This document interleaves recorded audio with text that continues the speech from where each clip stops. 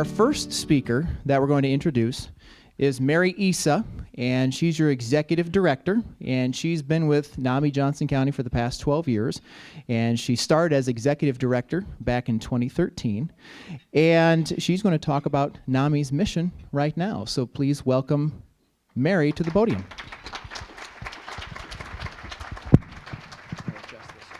Thank you, Kai. Yeah, that's good. I think so. Can you hear me?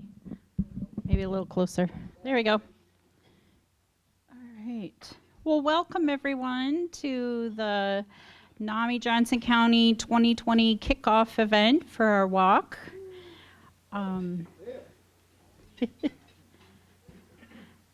guess I didn't test run the clicker. Test run everything else. That was me.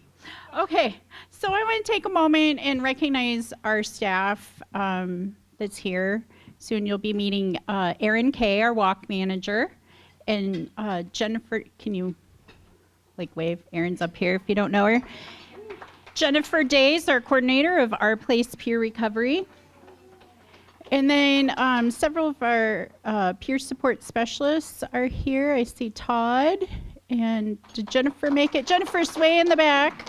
So we would like to welcome thank our staff for their hard work and effort at NAMI Johnson County. We just keep continuing to grow, and we're going to be adding some more peer support specialists soon to our place. So we're very excited about that the attendance of our peer recovery center continues to grow. We hope it continues to grow through this whole coronavirus event coming up. So be thinking about us as we plan and strategize for that event. We continue to thank you for your hard work and dedication of the walk program, because it does fund our programs and services that we're able to provide here in Johnson County and in Lynn County, and for all the people that drive in for those programmings. We couldn't do it without you, and it's so nice to see all of you here today. So thank you. Keep eating. Please go back and get more if you're still hungry. Great. Thank you. Yes, please. You might have missed the dessert table. When you came in, there's a dessert table at the back. Please, get up, help yourself. Thank you.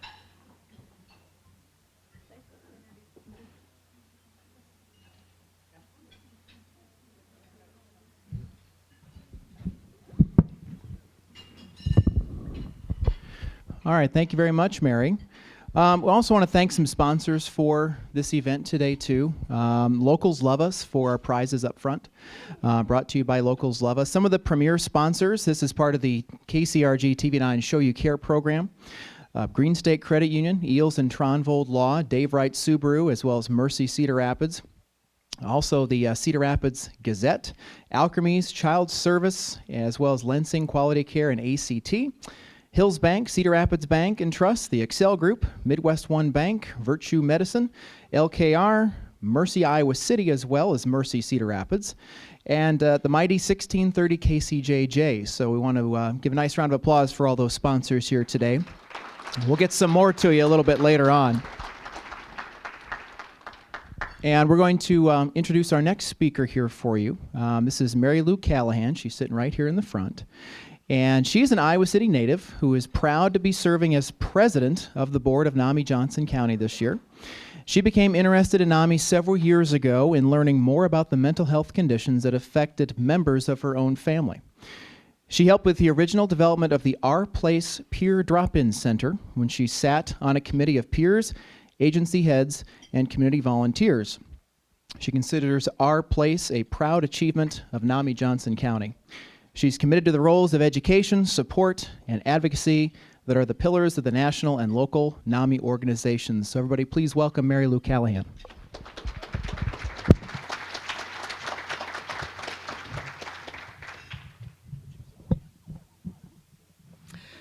My voice is usually loud enough you can hear it anyway. So I'm very honored to be the president this year of the NAMI Johnson County Board, and I have a lot of great people on the board serving with me. I'm going to read all their names, and if you're here, please stand up. Frankie Keenley, John Spitzer, Mark Butlin, Leanne Cortamilia, Daniel Zachara, Leisha Epping, Ellie Gould, Elizabeth Loeb, Andrew McKnight, Susan Spaziani, and Jared Schwartzendruber. Please give all these people a round of applause.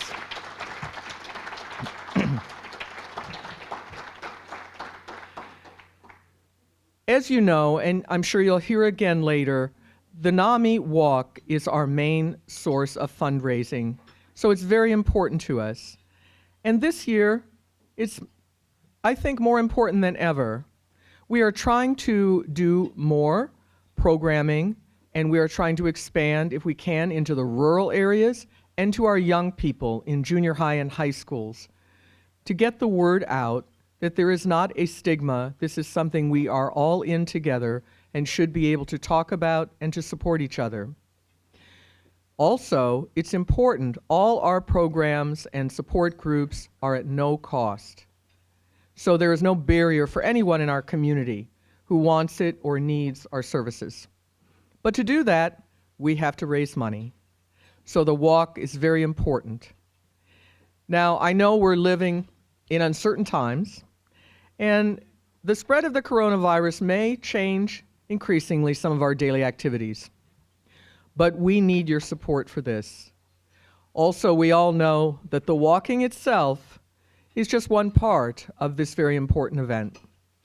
What it's truly about is that we are supporting each other and for helping and supporting those people in the community who are living with a mental illness and their family, their friends, and their loved ones.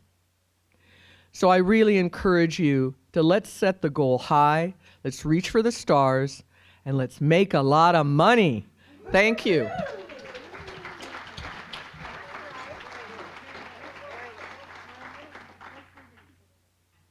Oh my gosh, I forgot a very important person. How did that happen? Is she on here? Okay, well, Leslie Carpenter, our past president, who also is still on the board. Leslie, where are you? And please stand up. You and Scott both have done so much advocacy. They continue to take the time to spend a lot of time in Des Moines to really work on the nitty-gritty of advocacy and legislation. And I so admire that, and we thank you. Thank you. So, our next speaker, Peggy, are you in here? Okay, she is. All right. Always want to make sure that they're here too before we introduce. So, our next speaker for you is Dr. Peggy C. Napoles. She was appointed the first female chair and executive officer of the Department of Psychiatry in July of 2018 after being in the position on an interim basis. As department chair, she oversees 90 faculty and more than 300 staff. Dr. Napoles has been connected to the University of Iowa since completing her undergraduate general science degree. From there, she went on to medical school and residency at the University of Iowa, and ultimately, Dr. Napoles chose to stay and establish her career right here at Iowa. She says, Iowa City is my home. It has world-class resources for science and a culture for collaboration. I couldn't see myself anywhere else. Dr. Napoles says her personal goal as chair is to raise awareness that people with mental health issues are constantly disparaged and not given the proper rights or access to care. Napoles says we have an epidemic in our country that people with mental health issues are not given the proper treatment, and we're a long ways from the appropriate care for people with mental illnesses. So please let us welcome our next speaker, Dr. Peggy C. Napoles.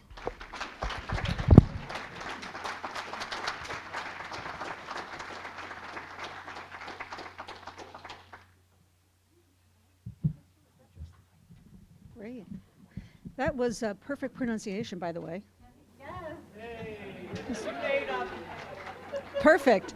And it's actually very, very rare that people get that on the first time. Because even in my own family, for those of you who know Eastern Iowa, in Wilton is the Candy Kitchen. And so it's my husband's name, by the way. I'm not Greek. I'm Swirish. I'm Swedish and Irish. But the Candy Kitchen was run by my husband's family, and they're known as the Nopolis family. So if you just remember Peggy, you're good. So that's all I have to say. So I just wanted to start out. I want to make sure I don't ramble too much. I don't really have any slides. But I wanted to first tell you a little bit about myself. Someone in the audience just asked me, not just a few minutes ago, how did you get into psychiatry? Was it in your family? And it wasn't, not at all. It was not on my radar. I'm actually first gen, so my parents weren't college educated, but I grew up in Iowa, had a great experience in my family. I come from a large family, and I did all of my training here at the university, undergrad on up. And when I started medical school, psychiatry was still not something I was interested in, mostly because I think I had the layperson's misconception that is still the foundation of stigma today, that it wasn't brain-based, and so I had a misconception about it. But I was introduced to psychiatry in my third year when we do our clinical rotations.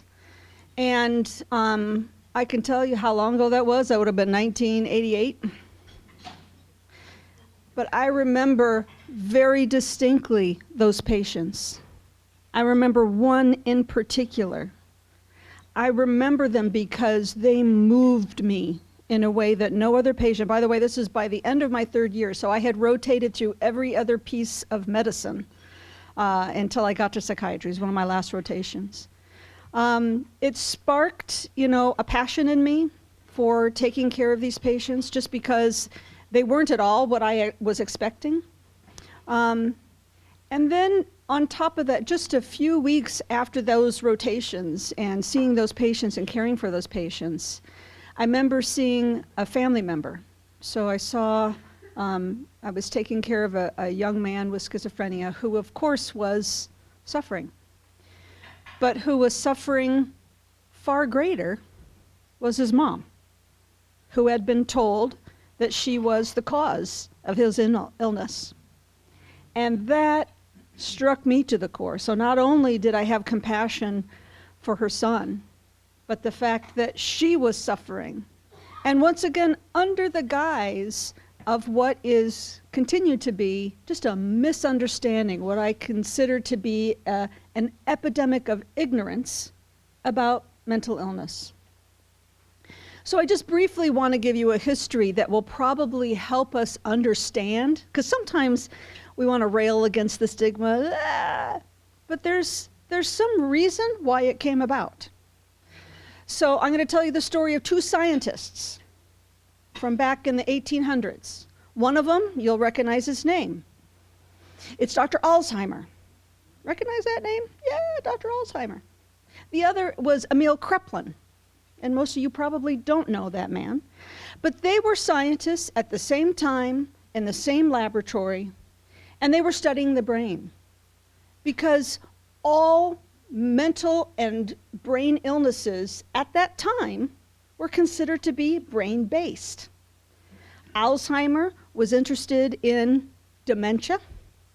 Kraepelin was interested in what used to be called dementia praecox, or early dementia, which is now known as schizophrenia. So Kraepelin was the first person to really identify and study that disease. But the tools of the time were the microscope. Okay, that was the science for the time.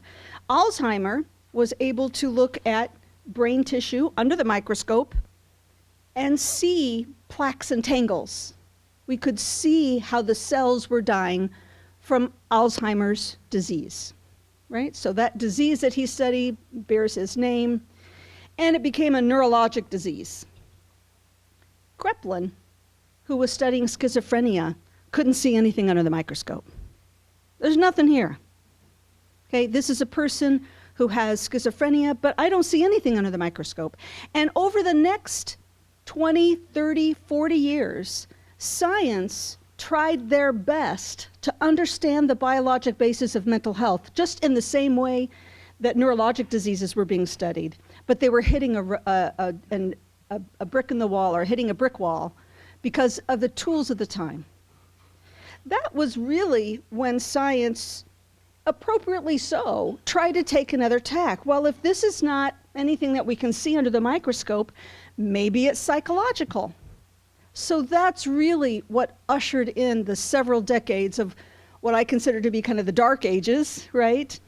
Those scientists were, of course, not bad people. They were wonderful people. They were trying to understand mental illness, but they were coming at it from a completely different arena. They were coming at it from, oh, this isn't in the brain.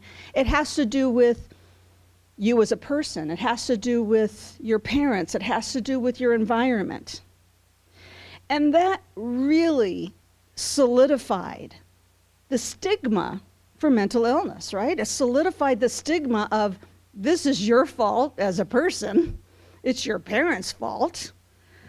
This isn't part of your, it's not like another disease like medicine is. So it really solidified that. And in particular, it solidified it in America far better or far greater than it did in the rest of the world. And it really, like I said, for decades was the foundation for our ignorance. What started to turn the corner was in the 70s, a little bit earlier than that, and some of that had to do with understanding medications.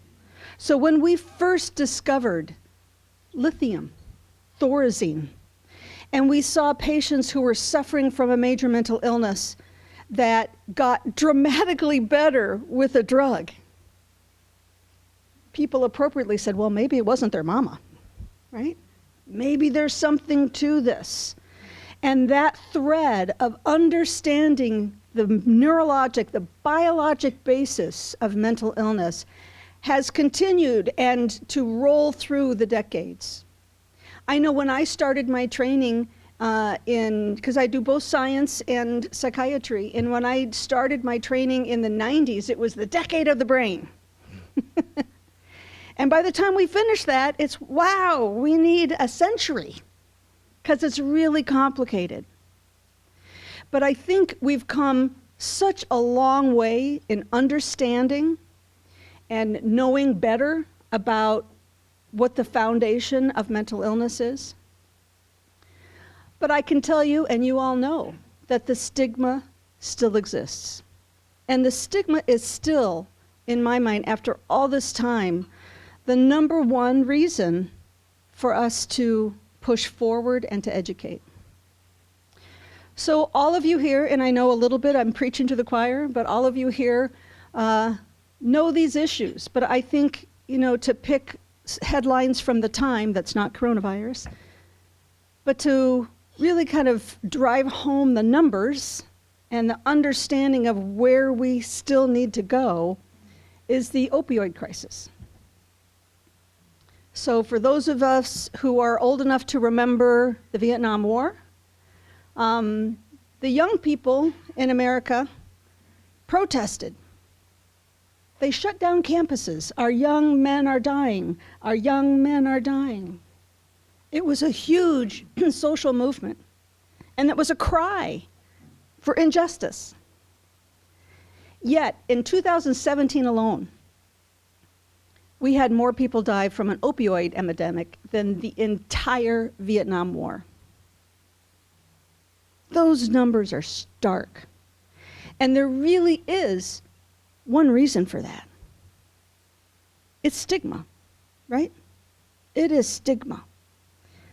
And even though all mental health, I think, suffers from some amount of stigma, in particular, I like to do this, what I call a motion experiment, because if you just if you feel, what do you feel when you hear the word soldier? You might feel pride, you might feel strong, you might feel patriotic. What do you feel when you hear the word addict? It comes so automatically. And it's not good feelings, right? It's derogatory. Their fault. Somebody who is not you, not anybody from my family, right? My mom would never do that. My son would never do that. But that emotion is really still what drives the stigma what drives the lack of understanding, what drives the lack of compassion for patients with mental illness. So I think what's most important is to continue to do everything you are all doing today, because what we have in our tools to be able to continue to battle the stigma is awareness, education, advocacy, and science, right? Because we still need to continue to understand the brain is very complex. And so still being able to understand the biologic basis of mental illness is a primary driver for what we do at the university. But all of those other things that you are all committed to and on the forefront of are just as important as the science, just as important, and maybe more so, because it's more tangible. And that education and that awareness and that advocacy is what eventually will continue to chip away at the stigma so that our patients can be, like all other patients, given the opportunities for treatment, the opportunities for respect as any other human. That's so important, because there's nothing more devastating than having a mental illness, with the exception of feeling ashamed about it. Good time. Perfect. So thank you for all you do. I'm really excited. I know it is an uncertain time. I'm hoping that in some ways, because of the walk being outside, that might be helpful in terms of any concerns about coronavirus, but we'll see. But it really is important, I think, to make sure that, and I think we feel this, that we're all in this together. One of the things about the department is that we have a very large department. We have 90 people.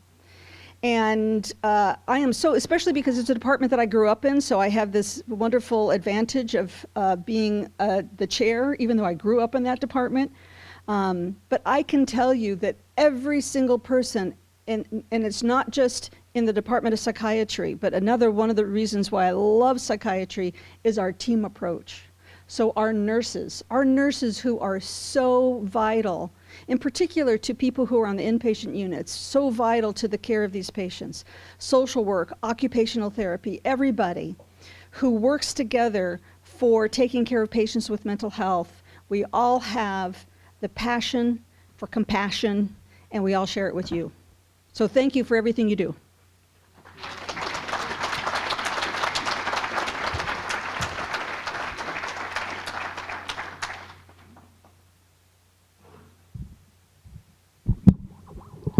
All righty, thank you very much, Peggy. Our next speaker here this afternoon, Dr. Mona Witters.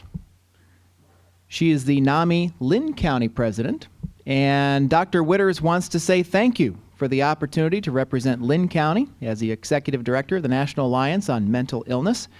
Given her passion, experiences, and 30-year career in mental health, she is honored for this opportunity to represent Lynn County. So our next speaker, Dr. Mona Witters.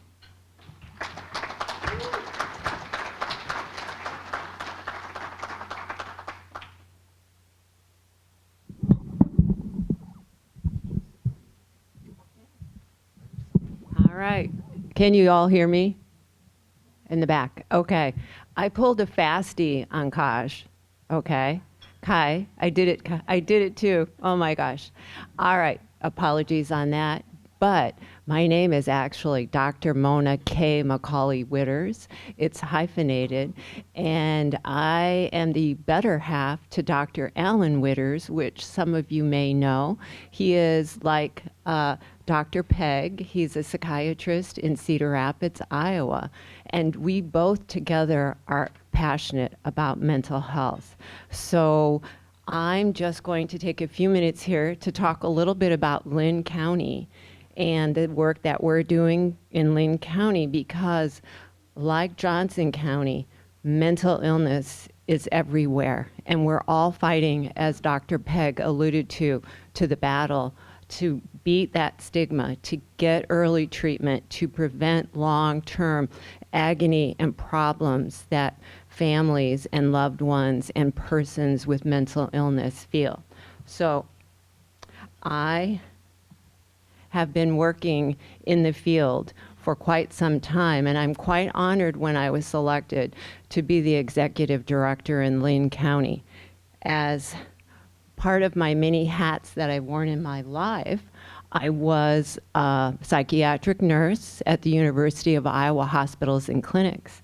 And you are a hard act to follow to give my speech. That was right on, sister.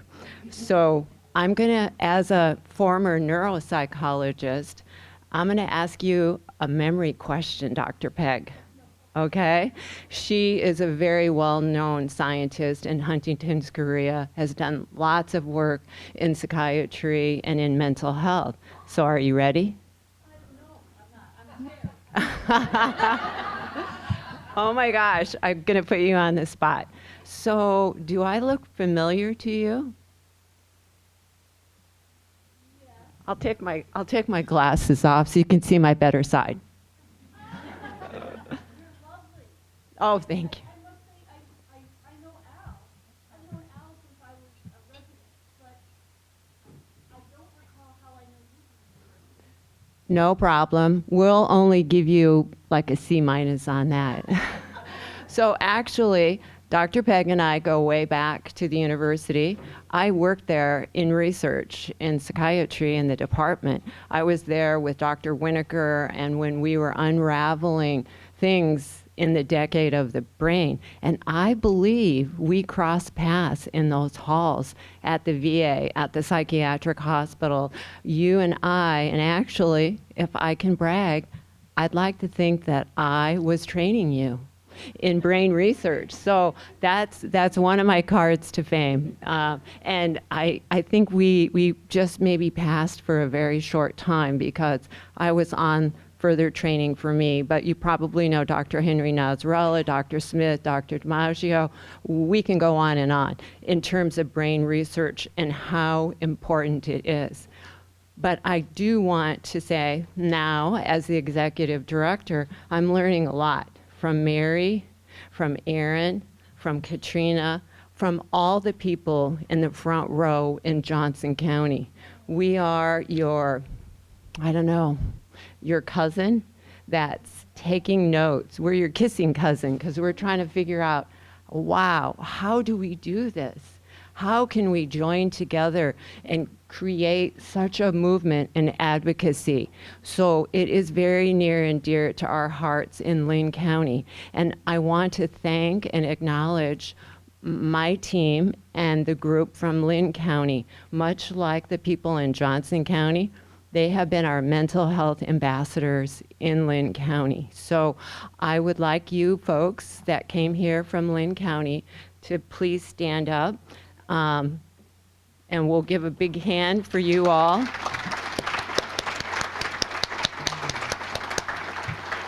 So those are my core team that are very helpful, and they too are taking notes on their counterparts in Johnson County. And we have a lot of things that we're working on, like you, together to beat this stigma and stomp it down. So I am here also in part because of Mike Tiernan, our past president, who you may all know, who's done a lot of work. So I'd just like him to stand one more time, and we'll thank him. Honestly, I would not have come out of retirement because I was living the good life, and Mike kept knocking on my door, and I'm like, who is this guy that keeps wanting me to have coffee, trying to twist my arm? And finally, I just couldn't refuse. It was such a great offer, and I have been so enthused about it all. But I'm also proud to introduce our Lynn County current president. So, Kurt Rogan, if you could stand. You guys, keep clapping. He's my boss. Keep it going. He's my new boss. So I'm happy to say that he's a hard, dedicated volunteer. So he's done it all for Lynn County as a board member, as my teacher, as the teacher for the NAMI signature programs. And he's even out there handing out flyers and manning booths.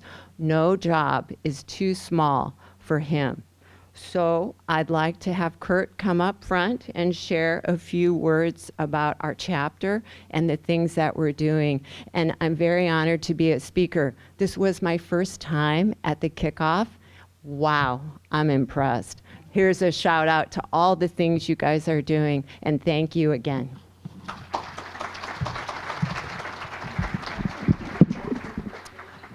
Good afternoon, and thank you. And I want to echo Mona's comments about the excellent work by the staff and volunteers of NAMI Johnson County. You have built a strong and efficient organization. You have learned much about building the annual NAMI Walk, and you have applied what you have learned to make this a significant fundraising event for the NAMI chapters in Lynn and Johnson counties. We do not have nearly the same capacity in Lynn County that you have, and we do appreciate the opportunity to participate in this event. Nevertheless, NAMI Lynn County is growing significantly.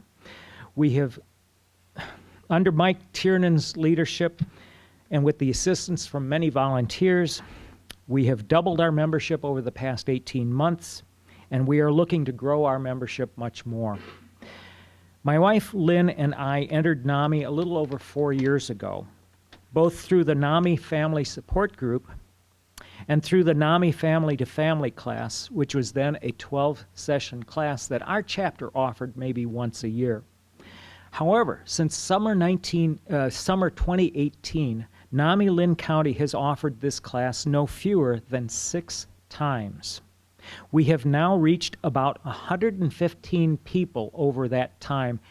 About 50 people are taking the class right now. And we have another 9 people signed up to take the next edition of the class, the 8-session class that starts in April. So if there's anybody here from Lynn County who's interested in signing up, just see me afterward. Our NAMI Family Support Group has also grown in that time. We used to have maybe 3 or 4 people show up. Last Thursday, we had 16. This all goes to show that people in Lynn County, just as in Johnson County, need NAMI. Families of persons with severe mental illness are learning, as Lynn and I did, that we are not alone in caring for an adult with severe mental illness, and that in NAMI we recognize that, as Dr. Peggy said, mental illness is biological in nature. It's not a character defect. And in NAMI, we never give up hope. Going forward, NAMI Lynn County will continue working with other community institutions such as Coe College, where we helped with freshman orientation last fall. We will continue hosting events such as the You Have No Idea community discussion at the Cedar Rapids Public Library last October. We will be an active participant in the upcoming Make It Okay campaign, the anti-stigma campaign, and we will continue finding opportunities for our own fundraising activities in Lynn County to support the work of our chapter. And we will continue to look for ways to expand our services to persons with mental illness and their families in Lynn County and beyond.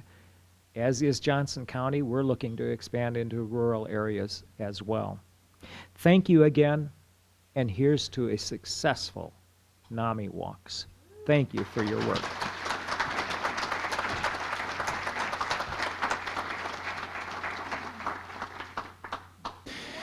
So she's going to be one of our next speakers, and she's your walk manager for 3 years and has raised over $350,000 for NAMI mental health resources in the Johnson and Lynn County area. She is a disabilities advocate, business owner, wife, and dog mom. In addition to Erin, we've got Joan DiFilippo. She's with the national office, and she's working with the field resource team. And Joan has over 15 years of experience in nonprofits, specifically walk programs. Joan joined NAMI 1 year ago and is responsible for the walks primarily in the Midwest.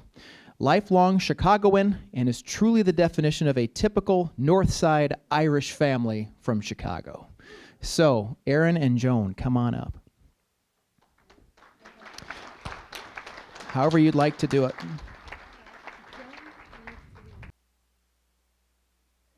All right.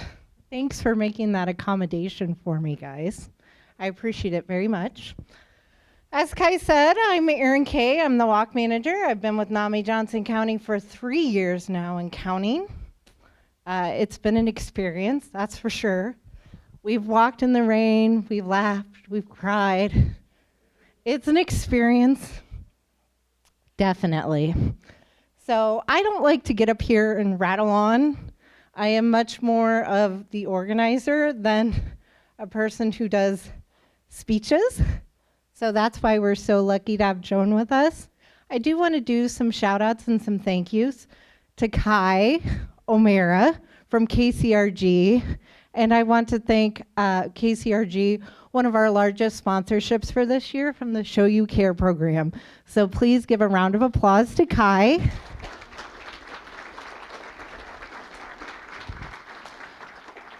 I'd also like to give a thank you to Kaim at the Radisson. They do a lovely job with this luncheon every single year.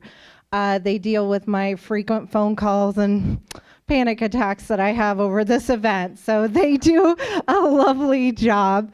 Thank you to the Radisson. Thank you to the Gift in Kind Desserts.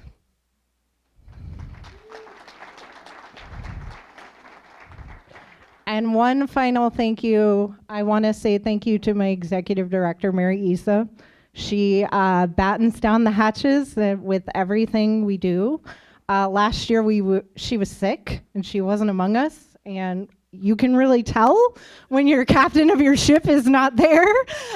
So thank you, Mary, for all you do and dealing with my constant back and forth. I also want to say thank you to our volunteers. Katrina, if you could please stand. I don't do the NAMI walk alone. We do it with a team of people. So if you see a volunteer with a volunteer shirt on, please thank them. They're fabulous. All right, Joan, let's dig in.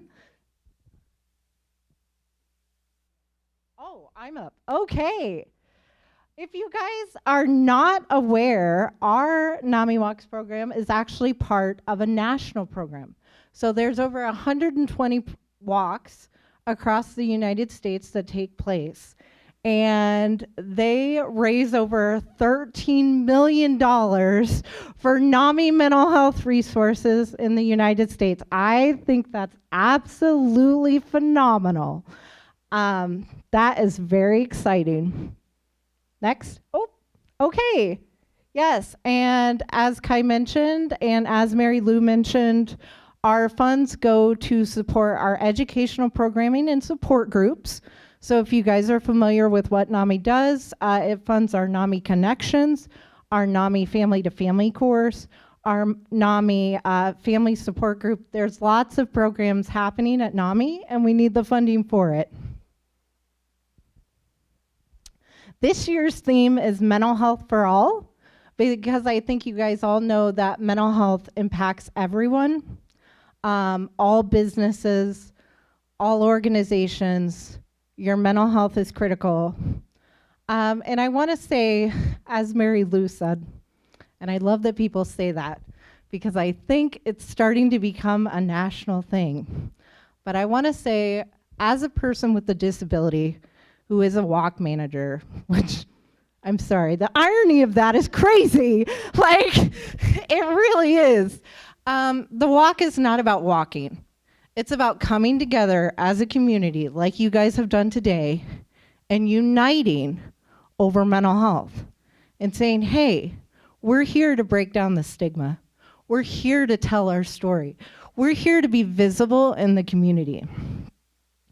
As a disabled person in this community, it's hard for me to feel seen. And I've been working with NAMI professionally for 3 years.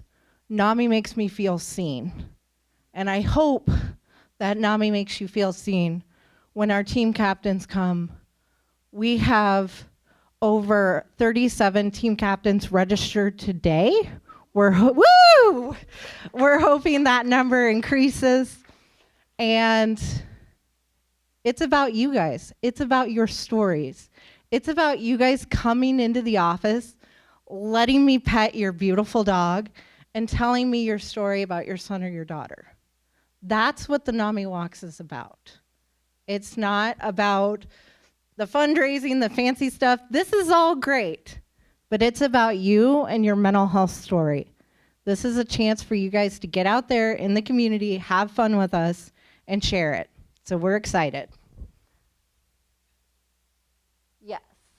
Yes, and of course, honoring loved ones and everything like that. So, all right, let's talk about the walk. Okay, just a little bit about last year. We had 77 teams with a total of 493 walkers in the pouring rain.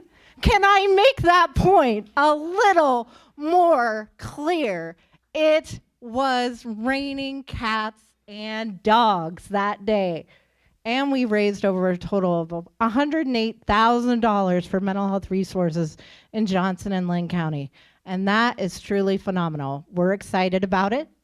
This year, we have a goal of $120,000. I know we can all meet it.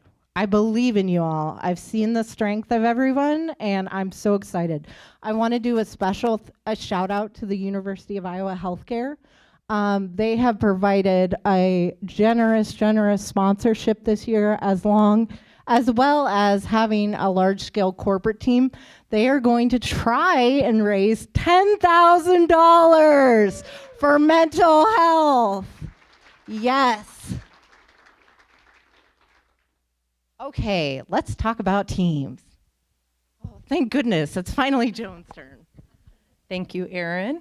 And I just wanted to point out one thing. Erin was a little modest in her fundraising. When she said they raised $108,000 last year, they were the first walk to have to raise their goal after the event. That is unheard of. In all my years of fundraising, I've never seen anything like this. When she and Mary sent the email, I was like, I don't know, talk to my boss, because I've never heard of such a thing. So I know that $120,000 is going to be very easily met this year with all of you great people here. And another thing, this is the biggest kickoff event I've ever attended, and I have attended a lot of them, so thank you all for coming. Go Iowa. So I'm going to talk to you a little bit about teams today, and you are the heart of our walk. This is what NAMI Walks is all about. It's about teams. We love individual participants as well, but the teams are really what makes this walk successful. When we refer to a team, it means more than one person. So Erin and I, we can be a team together. We are a team. And you could have a team of 10, 200, how many ever that you want. An average team has 10 walk participants, and on average, each person raises $100. And if you do the math, that's $1,000 for a team. That's what we aim for. So when Erin calls you and says, thanks for forming a team, how many people do you have? She's going to do the quick math and tell you, pretty much how easy it is to raise that money. An interesting fact is there are 11 times more walk participants than team captains. So through our nationwide program, we had 7,500 captains last year with 83,000 participants. The reason I bring this up is because our team captains do the bulk of the work, and that's not how it should be. Our team captains do the majority of the fundraising at 40% of all the funds. It doesn't need to be that way. So one of you over here, I'm assuming, might be the team captain for your group. So my cue to you is spread it out. Let your team help you, because we often see team captains that say, I asked so-and-so to be, I have to do their fundraising. I have to. That's not the case. I have some of my team members here, and they've all been instructed, I'm not doing their fundraising. I'm doing my fundraising. I'm not doing their fundraising. That's what a good captain does. Spread it out amongst your teams, because if you do all the fundraising or I do all the fundraising, the awareness is only going to who we know. When everybody does the fundraising, the awareness goes to who we all know, and what do we want to do but raise more awareness. Imagine the impact if all of our participants were doing what the team captains did. So do the math in your head and realize how much more money we could be raising for our free programs. So therein lies the simple formula for your team success. Another great team of Jen and Aaron. So how do you build an all-star team? There are 3 simple steps. Communication, that's the number 1 thing. Model the action, recognize, and repeat. So when you form a team, you want to communicate these steps so your team knows what to do. So I formed, oh, there's a handout in your folder. When I formed my team, I told, who wants to join my team? So my family and some of my friends said, oh, we'd love to join your team. I posted on Facebook and I simply put our team link on there and I said, if you'd like to join us, we'd love to have you. If you can't join us, please donate. That's the easiest way to do it, because if you don't ask, they don't know you're doing this. When you do form your team page, you can go on to register through NAMIWALKS.org/Johnson County, Iowa, and then there is a register now button or donate to this event. So again, if I can't join your team, I can certainly donate to you. So your team page will look like this. You'll have your team name of the Cool Crew, the registration details, including the fundraising goal, and this is for the individual who's registering with you. We'll ask for the t-shirt size, how do you hear about NAMI Walks, and then the year you were born, you can skip that. You can be joining as a team member, and then you just complete your registration. So it's very, very simple to do that. It is free to register. You can make a donation at that time. As a team captain, you should make a self-donation at that time to show your team you're really invested in this. And I always tell all of my team members, make a self-donation as well, because then when you ask for a donation and one of your donors sees your names on there, they realize that this cause is extremely important to you. I don't think this is working at all now. I'll go up here. That's okay. I can go up here. Yeah, I was doing it. I think the batteries might be dead. Okay. Thank you. So the key is asking to register. Ask everyone you know to walk with you. And again, if they say no, ask for a donation.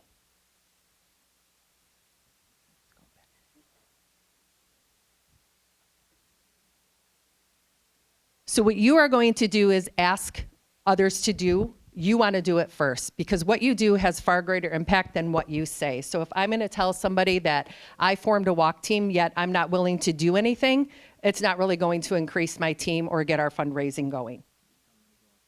Oh, thank you. So you want to lead by example. So participants who donate to their own fundraising event will raise 8 times more than those who don't. You can go ahead. So you want to customize your walk webpage. That's your very first step. So when I started my team, I customized my page.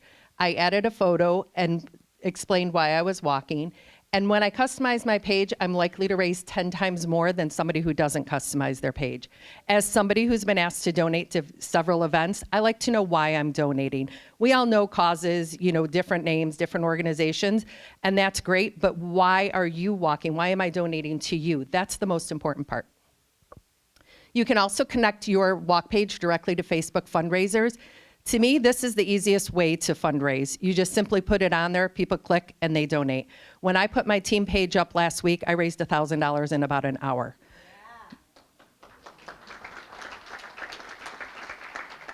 Everybody's on Facebook, or so it seems. So it's easy. It's an easy way to go, and people, it's so easy to click on that rather than giving them your link and finding the web page. And everybody's on their phone on Facebook, so it just makes it simple. So you want to use the communication that works best for you. So you have LinkedIn, you have Twitter, you have Facebook, you have Instagram. If you're not big on Twitter, don't put your page on Twitter because nobody's really going to be following you there. Use the communication method that works. If it is email, go ahead and do that. We have a woman in Milwaukee, Wisconsin who does all of her fundraising by handwriting letters, each and every letter, and she raises $17,000 on average every year. I'm not suggesting that you do that, but that's what works for her. She is not into social media at all, and she's been doing this for 5 years. So again, it's whatever works best for you, that's how you should do your fundraising. And I'm going to turn it back to Erin for the thank you. And I just wanted to say that all of your handouts are in your folder. Please take your folders, guys. Now, Katrina and I were having a big party in the office, just making these folders all day long because we love it. And this is why we do what we do for you. So you feel confident and ready to jump into the walk season. I just want you to guys to know, front and center in the folder is my business card. I am available 24/7 for your NAMI Walk needs. So if you have anything in terms of tech, in terms of I can't see my profile picture, I can't see my donation, I have an anonymous donor, Aaron, please help me. I am here for you. Please email me. I may not get back to you right away, but I promise to get back to you. That's one of the things that we offer at our walk, and why I do what I do and I have my job, is so that our people feel confident with doing the walk platform. I will say the Facebook fundraiser add-on is a new addition, but I believe, because I've seen it and I'm looking right at Leslie Carpenter, I know some of our folks can do amazing Facebook fundraisers. So if you're afraid, don't worry. I'll walk you through it. It'll be okay. Let's do it together. Thank you guys so much for being here. I don't like to rattle on. Yeah, I think we're ready for a little fashion show, aren't we, Joan? Yeah. So if you guys aren't familiar with our NAMI Walk incentive items, we are going to have Kai and some various folks. Can all the folks who I asked to model the items please come up for a little impromptu fashion show?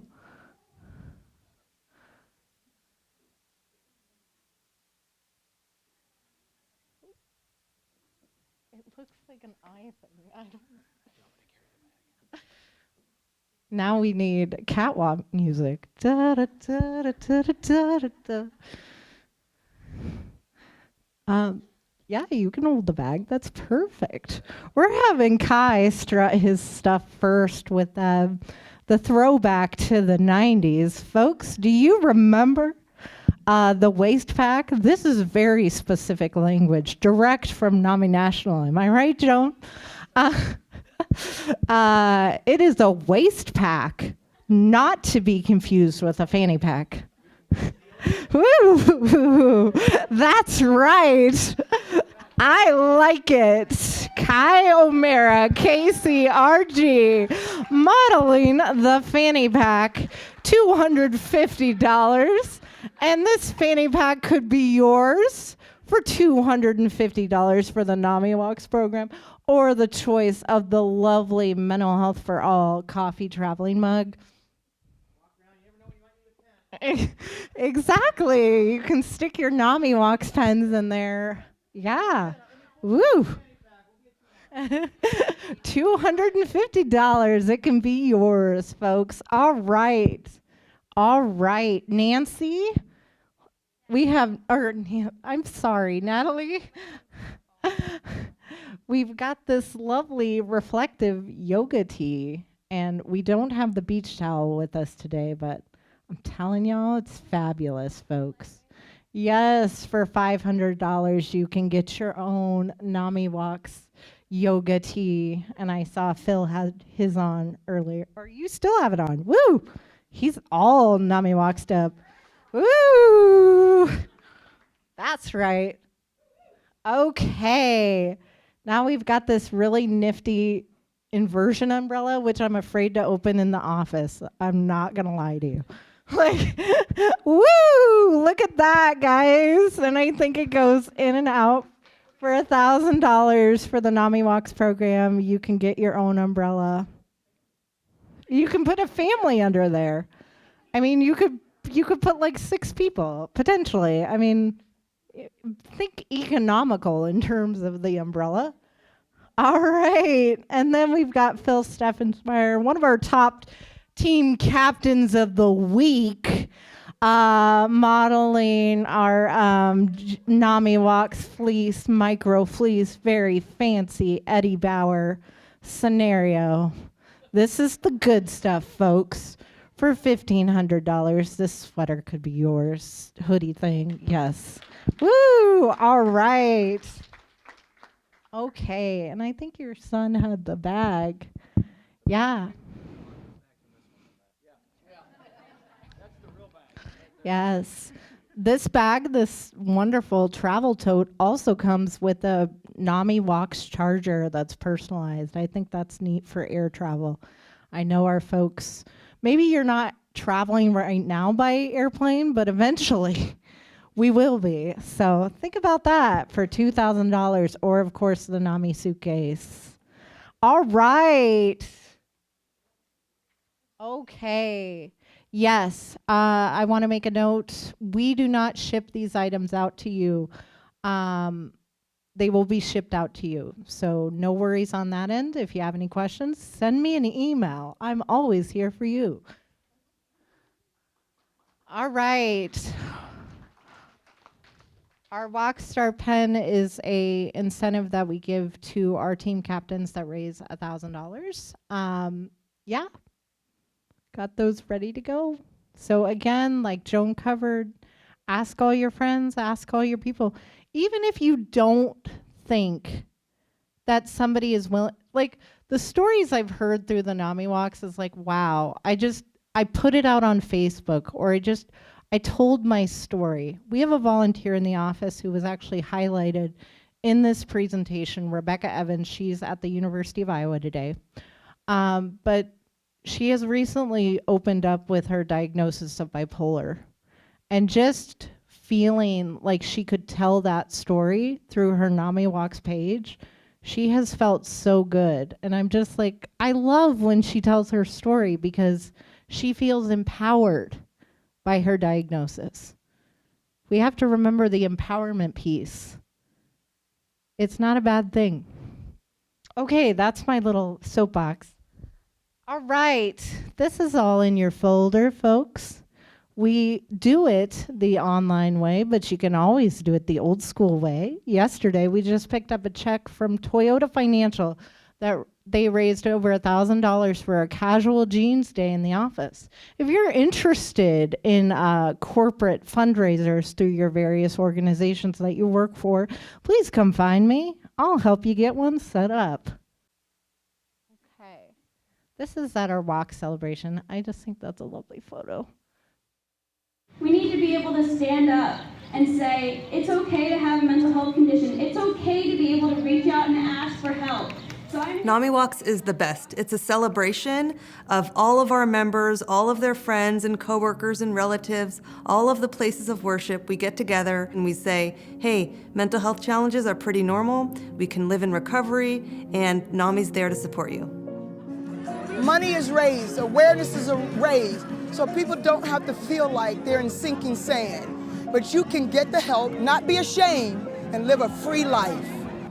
So somebody who has a mental health condition who may have in the past been afraid to talk about it or had experienced stigma, this is the one day that they can come out, and there are thousands of people there for them, walking for them, to raise awareness, to raise money, and to raise hope that there can be a better future.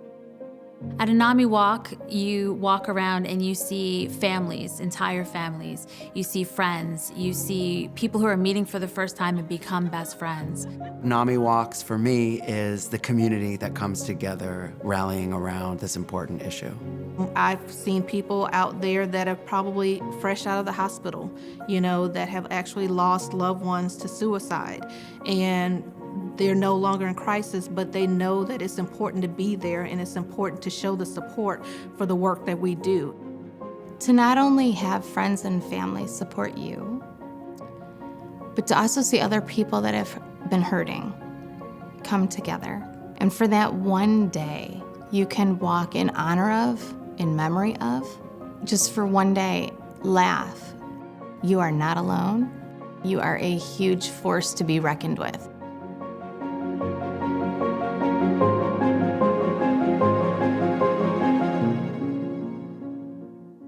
Thank you guys so much for attending. We really appreciate it very much considering the outbreak. Thank you so much for being here.